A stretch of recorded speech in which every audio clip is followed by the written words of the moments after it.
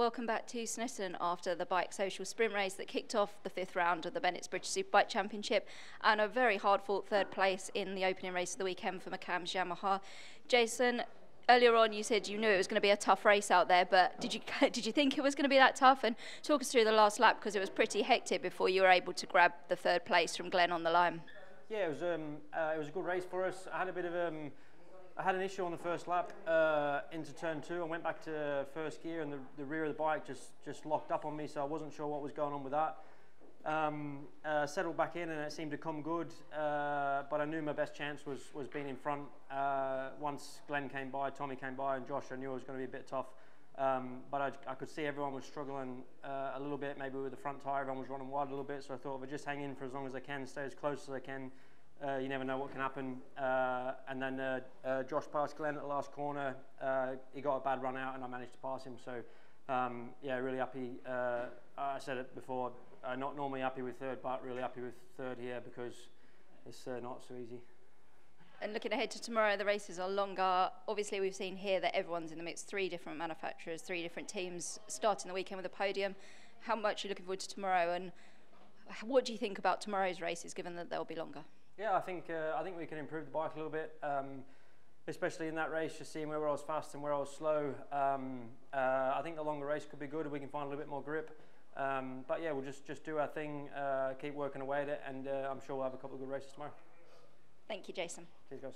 And back on the podium for FHO Racing BMW Motorrad, it's Josh Brooks. Josh, it looked like a tough start to the weekend, but coming into this round, you said to us here was where you really wanted to bounce back to the form that you had at the early rounds. Talk us through the weekend and how you built the momentum to finish on the podium in that race. Yeah, you're right. The start of the weekend wasn't going well. I mean, the opening laps of the first practice, the bike had an issue with some sensors and it was playing up and had to spend a fair bit of time in the garage. Fortunately for FP2, we made a good step forward and I felt like we had some momentum, but then late in FP2, every change we made was sort of like gone down like the wrong way. And we tried again in FP3, but didn't really make any like improvements with the bike. So I kind of ended up with this sort of like combination of what we had in FP2, just with some slight adjustments, more like fine tuning. And that's what I went out and qualifying with, and we qualified fairly strong and the bike felt good. But because I haven't had that same bike all through the weekend, I've sort of been, you know, working with the changes. Starting that race, I wasn't really confident with the bike under me, and then the early laps I kind of lost a few places and wasn't really forcing my position on people, and you need to do that here.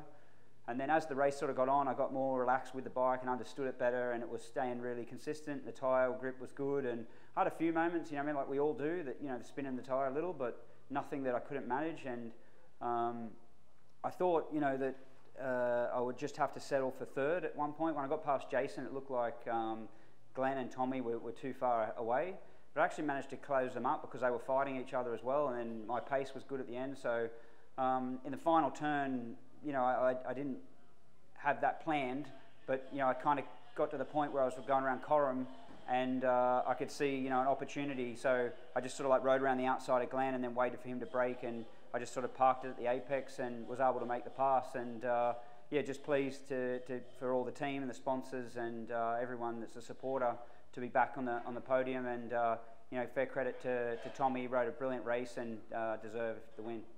Congratulations. Thank you. And winning for the 2nd time this season for the Beer Monster Ducati team in the 2023 Bennetts British Superbike Championship, it's Tommy Bridewell.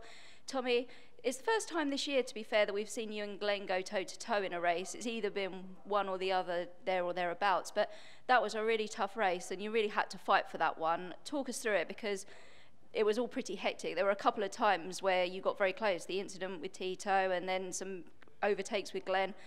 Talk us through it. Yeah, it was a tough race. It was harder than I wanted it to be. It was harder than I expected, purely because I don't know what, I just felt really nervous on the grid because I knew I had race-winning pace. I knew I was I expected myself to win. With that comes, you know, anxiousness, nervous. You want to win by 10 seconds. All the usual. But I bonked the start, and that really made that race so much harder than it needed to be.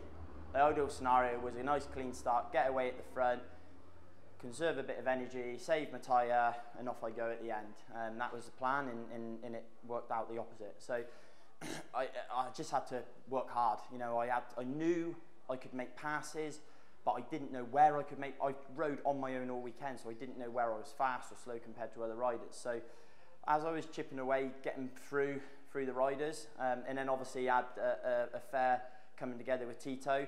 To be honest, I don't feel like it was my fault, purely for the fact is he ran wide. I then tried to get him coming out of the chicane, and then not quite there, and then he turned in but lost the rear, and as he lost the rear I just hit the side of him, and then obviously it got a little bit messy. So I was lucky. I thought I was down, I must be honest. I thought we were both down, so sorry to him for that, but I had one target, and that was to win the race. So once I got to where I needed to, obviously Glenn and Jason had a gap, and really happy with the lap time I was able to achieve in the race after coming through the pack. To do that sort of lap time, sort of mid race is good and bodes well for tomorrow. And then caught Jason. It's fairly obvious our bike is stronger. So Jason, as soon as I could get on Jason, I know I could just do him at the start finish. The big Duke has got some ponies under her, so that was kind of quite easy for me, dare I say it, to make the pass. But then in the same aspects, the Yamaha is a lot stronger in other areas, but you have to utilise and maximise what you've got under you. And then got into second, and obviously Glenn had a little bit of a gap, and I was able to catch him quite comfortably with not too much stress. And then when I caught him, I thought, right, okay, I'm just going to pass him, you know, in straight away and kind of see how I felt. And that was 6 laps to go or something. I was like, okay, right, we're at the front, let's set a good pace. And I was happy because I felt their pace was going to drop off, and I was able to maintain my own pace. And then to be fair to Glenn, he obviously dug deep and had a go and passed me down the back straight again. But I knew I was so much stronger in that last sector than him. So I sat patient, but to be fair to him, he upped his pace, and I had to work really hard. And then coming onto the last lap, I said to myself, you know, like you just said, let's go toe to toe. Same bike, same team.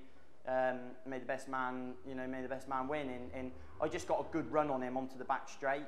I could see on my board that Josh was right behind me, +0, and Jason was there as well. So it was a battle for not just for the race win, but obviously you could have finished 1st or 4th.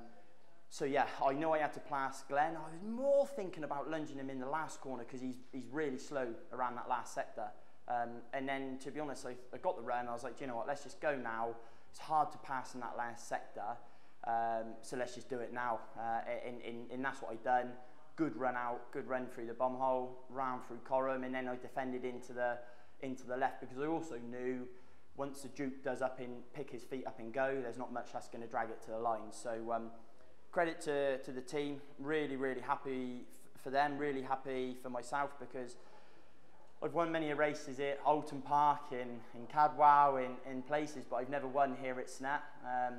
So it's nice. Really worked hard for that. Really rode hard for that, and I felt like I rode a really good, strong race. So yeah, chuffed to bits. Congratulations, Tommy.